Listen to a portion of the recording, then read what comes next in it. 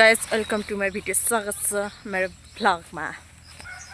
So guys हामीले हेर देख सकते हैं आप हामीले बिउ काटिसक्यौँ होइन, अझै यता यता बाँकी छ बट त्यो काटेनौँ बिकज यति पुग्छ कि भनेर। अनि त्यहाँ एक बोरा प्याक गरेर खबर मम्मीले, अनि इधर एक बोरा भरि राख्नुपर्छ अनि अझै यति बाँकी छ। सो अब त्यति बोरामा नभर्ने, सो अब मैले बोरा लिएर आएको थिएँ। सो अब फेरि म यो बोरा फर्केर लग्छु। लैजाऊ हामी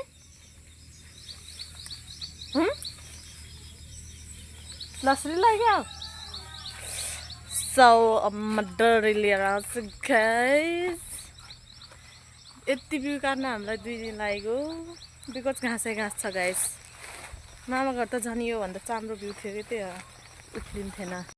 अब चाहिँ हामी जान लागेको होइन, खास जाने त बिहान नै हो, अहिले 7:30 भइसकेको छ। इधर मेरी बहना, हेलो हाय। अनि उधर लोड हो रहा है सामान। चल्देको यस्तरी हेर्नु हरि बिजोग छ, त्यो दाँत काट्दै खैथेटो। ऐसे बैठे हैं लोग।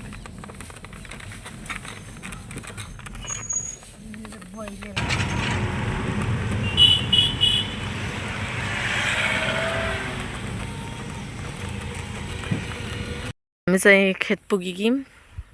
यो सिधै सट्टै हाम्रो छ, अनि उता उता उता कुनामा छ, अनि घाम यति माथि आइगयो। एन्ड अरू सब रोपिसकेका छन्, त्यहाँ 2 गरा छोरा छन्, अहिले रोप्न आउँछन् तिनीहरू पनि। यो चाहिँ आधी हामीले रोप्ने रे, आधी यतातिर हामीले रोप्ने, यतातिर आइडन नकोले रोप्ने। यता छु म, उता छु मेरो बहिनी। अनि अरूले त रोपेर हरियो धान भइसकेको छ। मम्मी यो कालेको बैठाइल हो, त्यो मेरो ठुल्बाको हो, यो मेरो अङ्कलको हो, अनि यताको चाहिँ यो परबाटीहरूको हो।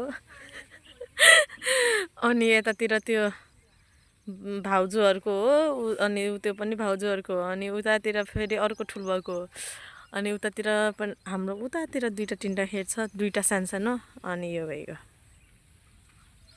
ए यो र यो गाइस, यो 2टा खेत हो होइन, अनि यो माथिको पनि अनि जोत्या छ अरे, अनि यहाँ त्यही पनि यो रोप्ने रे, यस्तो सुक्खामा रोप्ने रे। अनि मैले बेलाएको बिउ त्यहाँ छ, मम्मीले त्यहाँ राख्नुभयो, अरू बिउ उतै राखेछौँ।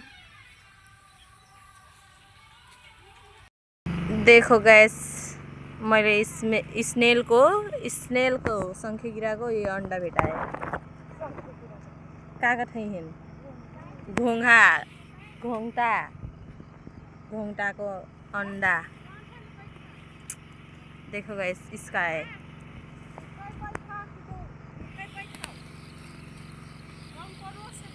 हामी चाहिँ अब रोप्न सुरु गर्छौँ होइन। मम्मी र दिदी चाहिँ रेडी भइसक्नुभयो, रोप्न थाल्नुभयो। एउटा चाहिँ उता चाहिँ रेडी हुँदैछ, अनि एउटा यहाँ म छु। हामी 4 जना मात्र आयौँ। अब माइजू पनि आउँछु भन्नुभएको छ होइन। माइजू अब आई डोन्ट नो कति बेला आउनुहुन्छ, बट आउँछु भन्नुभएको छ। एन्ड यहाँ चाहिँ पानी भएर यस्तो बिजोग छ, अरू ठाउँमा पानी नभएर सुक्खा के, त्यहाँ फेरि त्यो पम्पी सेट लाएर हामीले रोप्नुपर्छ के। जहाँ पानी हामीलाई चाहिन्छ त्यहाँ चाहिँ केही पानी नै हुँदैन, जहाँ फेरि इनफ ओभरलोडिङ हुन्छ। एन्ड यहाँ गाइस होइन, स्नेल यति धेरै छन्। अघि नै मैले स्नेलको के भन्छ शङ्खेगिराको त्यो बच्चा पनि भेटाएको थिएँ मैले, अनि यहाँ पनि छन् कि यति धेरै। 1 2 3 4 5 6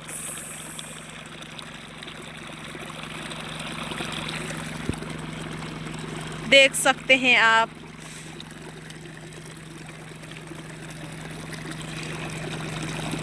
देख सकते हैं। यसलाई चाहिँ खान्छन् है। पहिला म सानो हुँदा चाहिँ मैले यसलाई खाछु,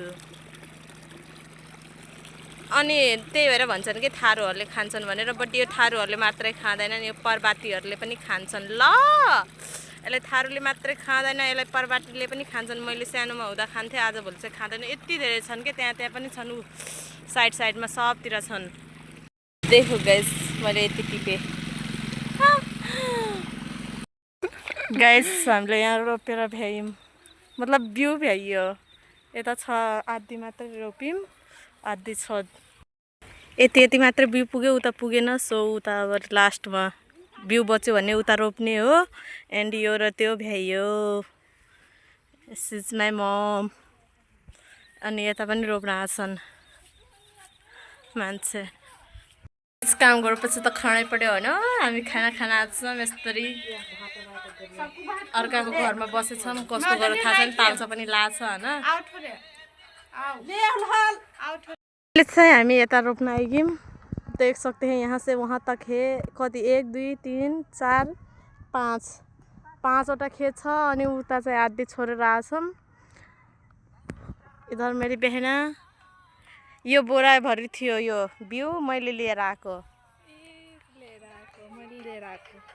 टाउकोमा बोकेर आएको म भाइ साहब no yes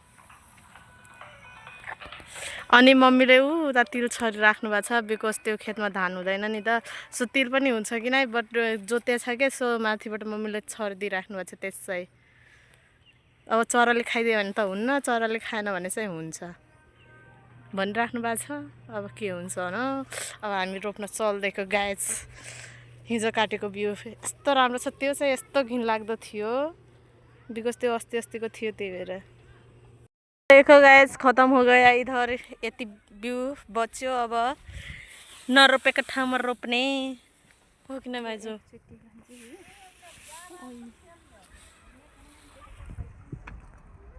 this is the last part अब यतै हो गाइस अनि त्यसपछि भ्याइयो म यता बसिरहेको छु बिकज मैले अटोवालालाई फोन गरेँ अटोवालालाई नै बुवालाई अटोवालालाई फोन गरिदिनु भनेर सो त्यही भएर मैले रोपिरहेको छैन यिनीहरूले रोपिरहेछन् गदा मजदुरी गरिरहेछन् यस्तो बिजोग भयो यसैमा 1.5 घन्टा लाग्यो